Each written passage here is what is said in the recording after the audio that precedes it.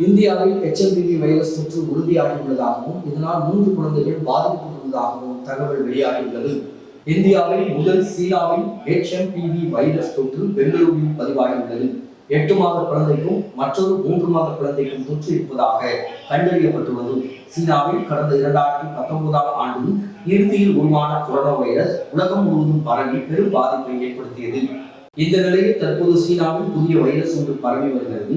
சீனாவின் பல்வேறு மாகாணங்களில் HMPV எனப்படும் ஹியூமன் மெட்டா நியூமோ வைரஸ் என்ற தொற்று வேகமாக பரவி வந்துள்ளது. சீனாவில் உள்ள மருத்துவமனைகளில் மக்கள் பலர் முகக்கவசம் அணிந்திருப்பதை வீடியோ சமூக வலைதளங்களில் சமீபத்தில் பரவி வருகிறது. இந்த வைரஸால் பலர் பாதிக்கப்பட்டுள்ளனர்.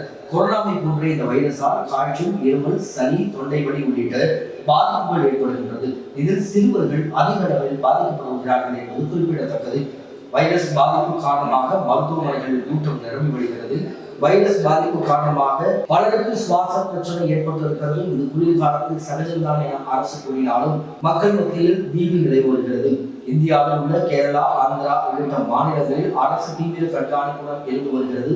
இந்த நிலையில் இந்தியாவில் முதல் மனித மெட்டா நியூமோ வைரஸ் தொற்று பாதிப்பு கர்நாடகாவில் கண்டறியப்பட்டுள்ளது. பெங்களூருவை சேர்ந்த 8 மாத குழந்தைக்கும் HMPV தொற்று பாதிப்பு இருப்பது உறுதி செய்யப்பட்டுள்ளது. குழந்தை எங்கும் அழைத்து செல்லப்படாத இருந்த போதிலும் வைரஸ் பாதிப்பு எப்படி ஏற்பட்டது என்ற குழப்பம் ஏற்பட்டுள்ளது. HMPV வைரஸ் பாதிப்பை உறுதி செய்த தனியார் மருத்துவமனை அறிக்கையை கர்நாடகா மாநில சுகாதாரத்துறையும் உறுதி செய்துள்ளது.